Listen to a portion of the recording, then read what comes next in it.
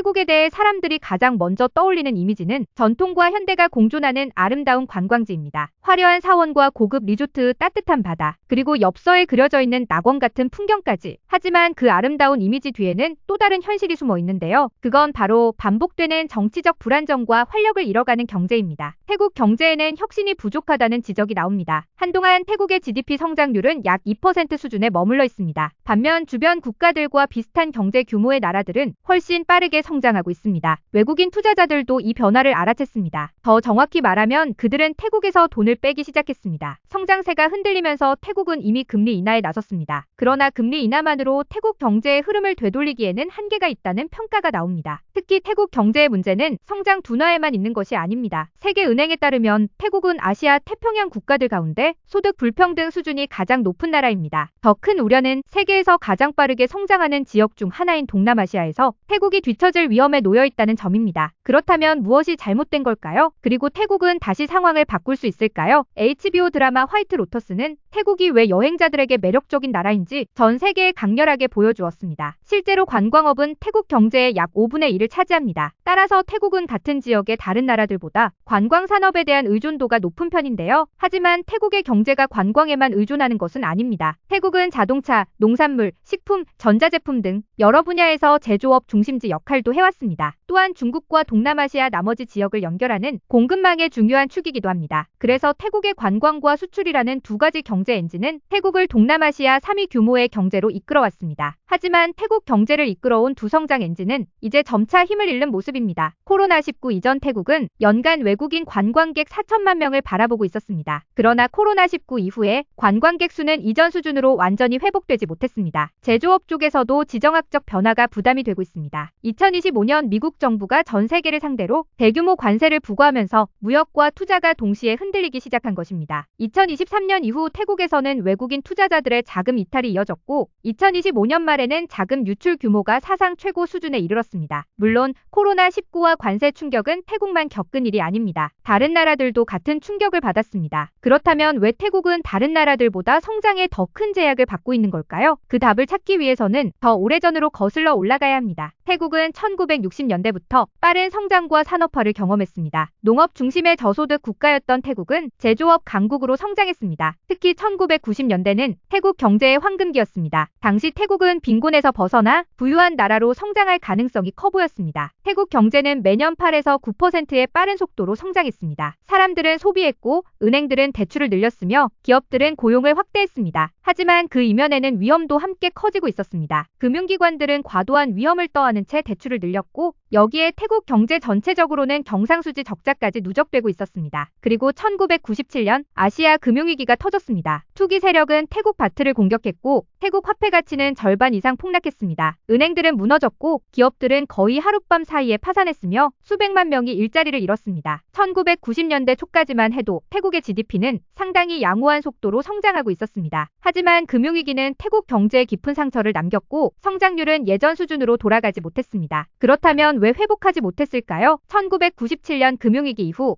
태국에서는 탁신 친나와시 총리로 선출됐습니다. 탁신의 정치적 부상은 그의 사업 성공과는 떼어놓고 볼 수 없습니다. 그는 태국 최대 이동통신사의 창업자였는데 사업 성공을 통해 부와 인지도, 대중적 이미지를 얻었고 이를 바탕으로 유권자들에게 친근하게 다가갈 수 있었습니다. 탁신은 수십 년 만에 태국에서 가장 인기 있는 정치인이 되었지만 동시에 가장 찬반이 극명하게 갈리는 정치인이기도 했습니다. 탁신 정부 아래에서 태국 경제는 다시 활기를 띠었습니다. 하지만 경제적 성공과 정치적 인기는 태국의 기존 기득권층에게는 위협으로 보였습니다. 태국의 기득권층은 고위 관료, 기업 엘리트, 법조계 인사들로 이루어져 있었습니다. 이들은 태국이 1932년 입헌군주제가 된 이후 국가의 핵심 제도와 권력기관을 오랫동안 장악해왔습니다. 그들은 자신들의 이익과 충돌할 수 있는 강력한 선출 정부를 원하지 않았습니다. 그리고 이 갈등은 2006년 폭발했습니다. 탁신이 군사 쿠데타로 축출된 것입니다. 이 사건은 이후 수십 년 동안 이어지는 탁신 세력과 기득권층의 대립으로 이어졌습니다. 그 뒤로 태국에서는 시위와 지도자 교체가 반복됐습니다. 그리고 이러한 지속적인 정치적 혼란은 태국 경제가 안고 있는 독특한 문제의 첫 번째 핵심 원인이 됐습니다. 지난 20년 동안 태국은 총리가 매우 자주 바뀌었습니다. 탁신 진영 출신으로 선거를 통해 집권한 총리들 가운데 5명은 법원 판결이나 쿠데타로 쫓겨났습니다. 이것은 기득권층과 민간 정부 사이의 힘겨루기였습니다. 양쪽은 번갈아가며 나라를 통치했지만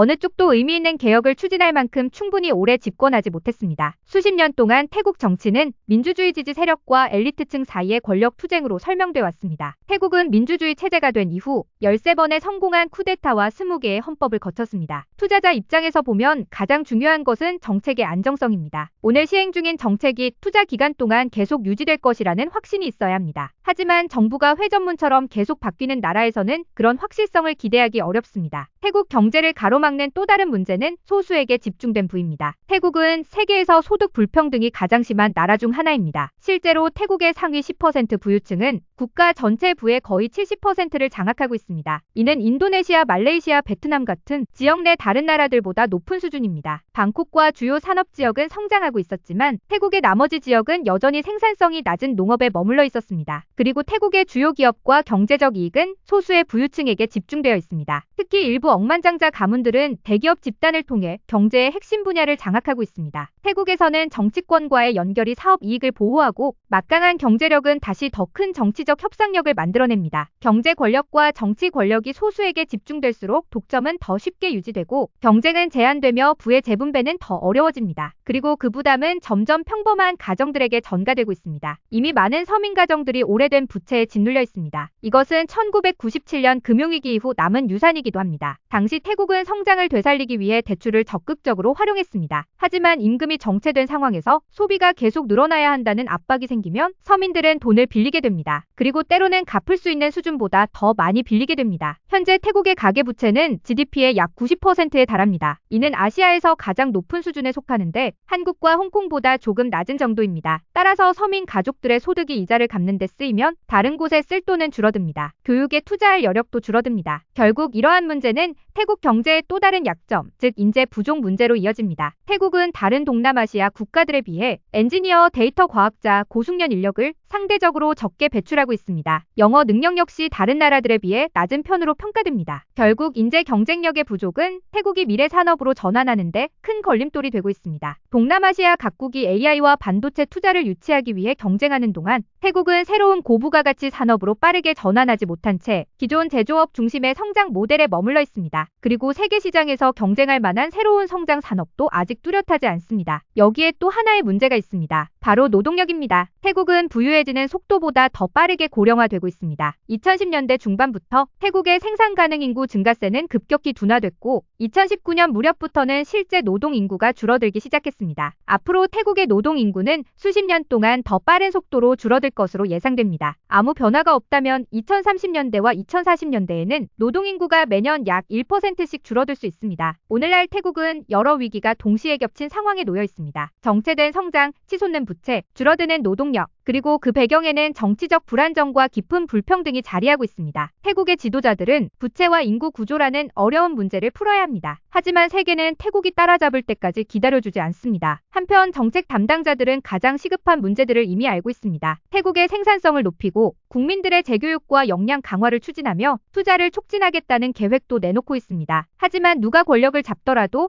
태국은 수십 년 동안 나라의 발목을 잡아온 구조적 문제를 해결해야 합니다. 그리고 그 근본 원인 중 하나는 정치적 불안정입니다. 정치 제도와 권력 구조에 의미 있는 개혁이 이루어지지 않는다면 태국은 앞으로 나아가기 어렵습니다. 아름다운 관광지의 이미지 뒤에서 태국 경제는 지금 미래를 결정할 중대한 갈림길에 서 있습니다.